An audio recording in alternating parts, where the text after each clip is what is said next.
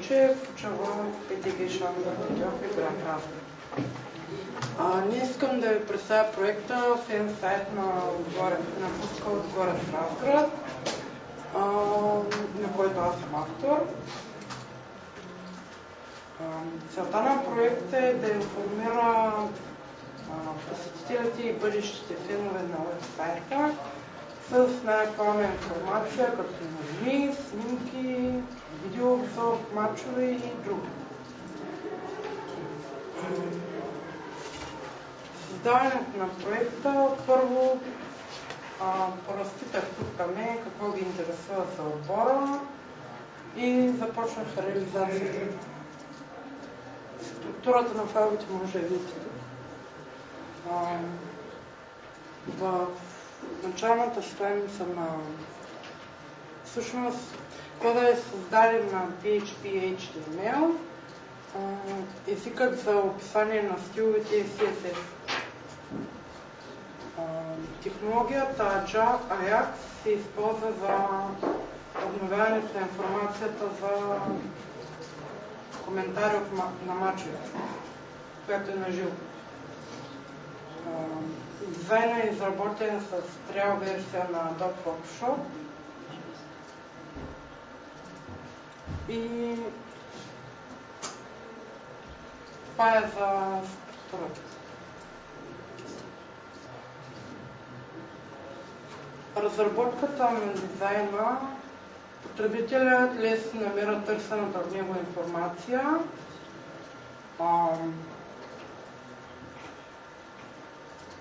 И това е. Разрешение е взето от администраторите на сайта Football24, мисля, че не е реклама, за вземане на класацията в една професионална група и коментарите на живо за мачовете. Стартирането на приложението става лесно в две стъпки. Първата е импортиране на таблиците в датабазата чрез примерно PHP-MyAdmin.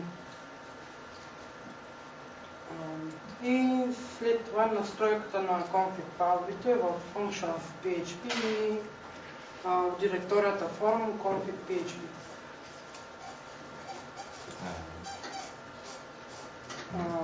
Обновяването на съдържанието в уебсайта се извършва чрез мултифункционален административен панел. Там е авторски PHP кода, а дизайнът е готов. Чрез всичко казва за него. Популяризирането на проекта е с приятели, с ученици, учители, познати в социалните мрежи Facebook и Twitter.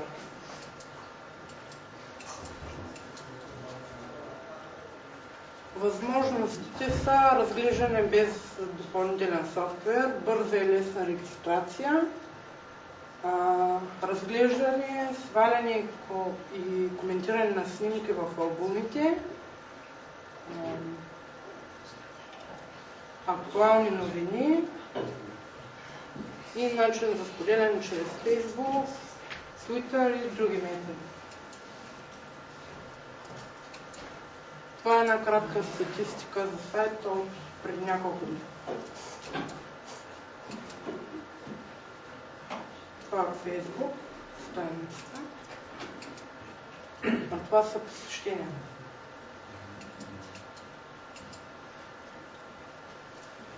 Благодаря за вниманието. Автор и администратор Петромир Пенчев. Сега ще ви покажа и сайта. Най-отгоре на сайта се намира навигационното меню.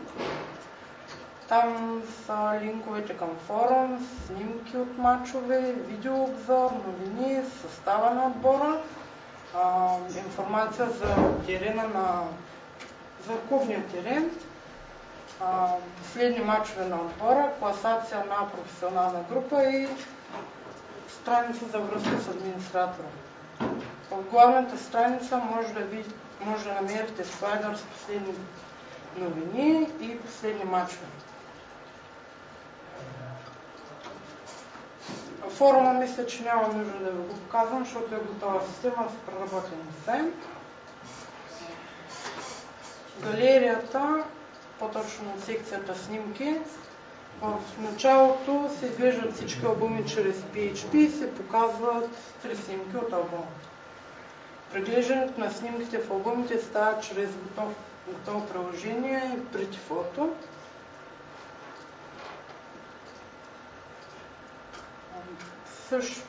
Също и прегледа на клипове става благодарение на него.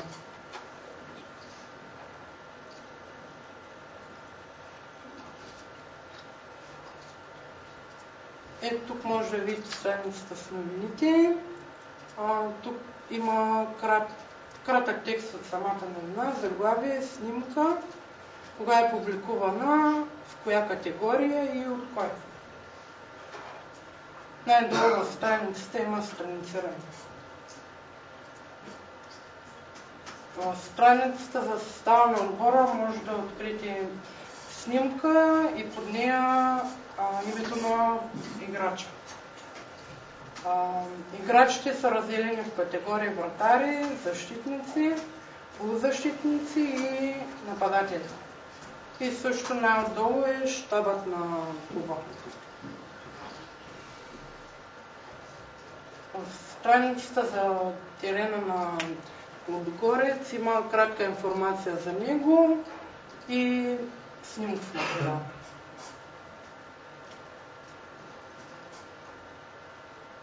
В страницата за мачове се изписват всички мачове, бъдещи и изминали.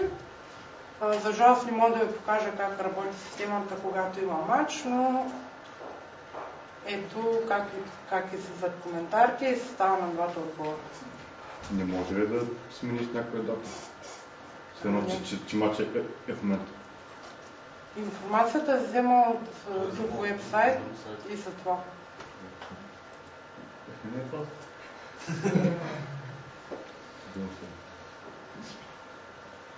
Понеже интернет е малко бавен. Там какво трябва да има? Аз това ще да питам, ти къде е хоснат това нещо?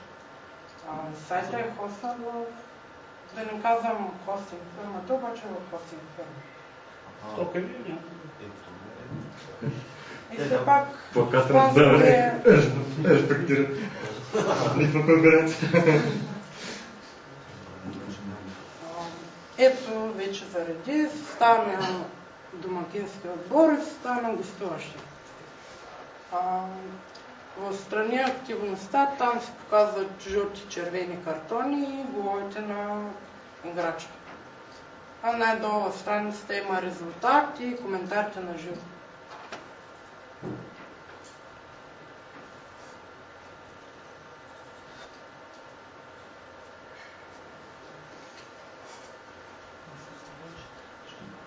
В страницата класацията на футболна група. И тя също се взема от друг сайт. Нещо проблема е с хостинг, защото всичко останало в отвора доста скрипно. Ами явно имат някакъв технически проблем. Да, това не е. Страницата съдържа таблица с отборите, изиграни матчове, голова разлика и друга информация. Страницата за контакти съдържа няколко полета за връзка с мен и това е. Добре, новини, ако може да покажете как се публикуват. За новините, за да се коментират, се изисква регистрация. Публикуват ли казват? Как да публикуват? Как се публикуват? Да. Момент.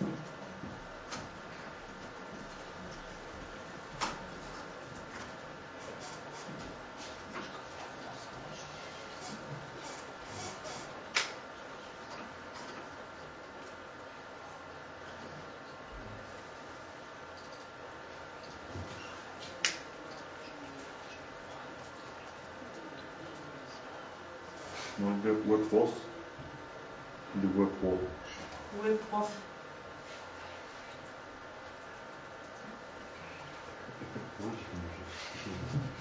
Аз си бях сега. Защото може да е някакъв security feature.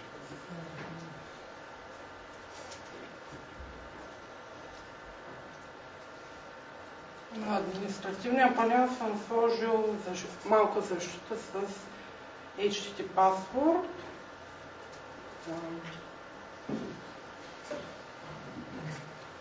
Началната страница все още не съм я измислил, но мисля да има статистика за сайта. Отгоре пише името и фамилията на потребителя. А тук отстрани се намерят нещата, които се променят. Категории, статии, коментари, мачове, навигация, играчи, отборите, клиповете и албумите.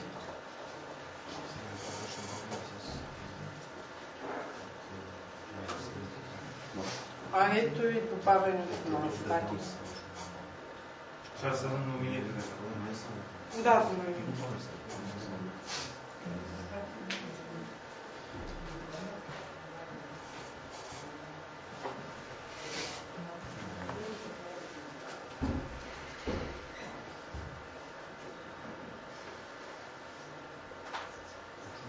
Ако го имаш локално, там може да се провежда по-бързо. Тук има наука, ама това ето заради. При добавянето се въвежда заглавие, избира се главна снимка, които се изваждат от базата данни, категория на новината и тук се въвежда текстът.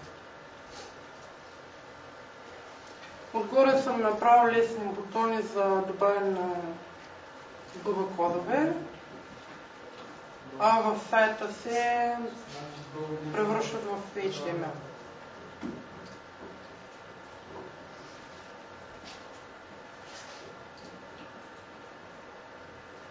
Добре. Ако искаш да започнем с коментарите, Да. за представянето, значи ще започнем с тия по-елементарните работи, значи едното е с снимките. Като качваш снимки, кое гледа да ги оптимизираш малко. Мисъл. Става въпрос за бекграунд, който е в най-началото на сайта. Значи то е много голяма картинка, която очевидно е JPEG. Обаче той се сваля много бавно. Сега дали от тук, от интернет, дали от нещо друго, но там прямо помъчи се да намалиш размера. Прямо намали малко качеството до толкова, доколкото, нали, да не се намаже. Да, но просто пробва да експериментира там с тези неща. И другото нещо е снимките в галерията, там където е снимки. Направи си тъмпнейли, като качваш снимка.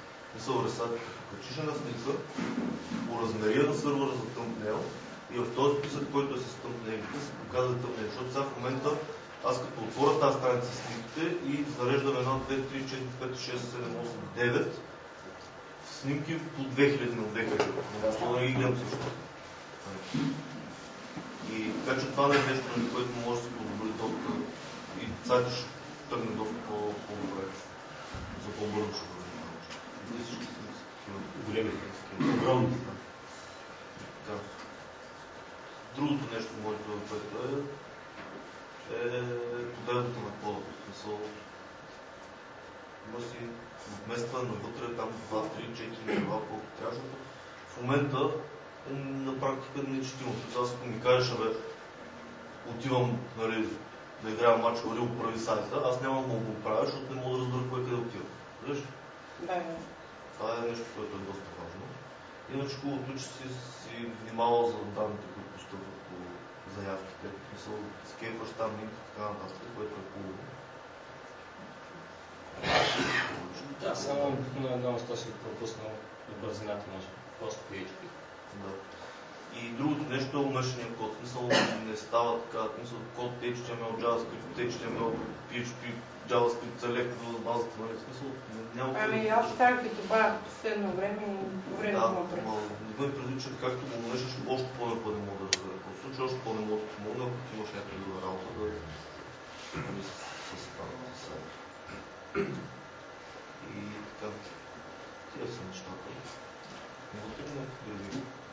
съдържанието, как го пасваш това външно, да се зареждат резултати? Ами, взема се чрез file get content и се определя кое точно да вземе чрез export. Как е? Регулярно изразичуваш? Да. Аз чак нямаше да е по-лесно. Може да е било, обаче, както казах, времето му притисна за някакви неща. Ще е много по-лесно, много по-бързо. Но това има регулярно изразител. И едно друго нещо, последно от мен, значи формата, която е за контакти. Там имейла, който си пропуснал, там където се спраща имейл, ти си сложил, в смисъл, като получаваш това за контактите данните, си се сетил да направиш /HTML special част и така нататък. Обаче, той имейл, който е там, той тези HTML special част сега слушаш не махат новия ред. А пък ти като правиш, като залепеш самия имейл, един от хедерите, който е from, като му сложиш този имейл, който може да има с нови редове, аз там оттам нататък мога да напиша всичко, защото там е друга дупка. В смисъл, ти си се затъркал с една точка на cross-site script и SQL injection и така нататък, но това е друго нещо, защото бъркаш друга технология. В принцип, като бъркаш някъде в друга технология, която има винаги едно предвид. Защото ти бъркаш сега в момента HTML, база и там, примерно, JavaScript да речем, също тия се предпазил. Ама mail е друго нещо. Той трябва да го гледа самия код. По-скоро за имейл специално, защото е много тънка тема, ползва нещо от това. Има един PHP mailer, там беше на едно, той е така доста отдавна. И той е написан в това. Така, това са моите коментари, защото като цяло си го предвидим нещата. Ясно.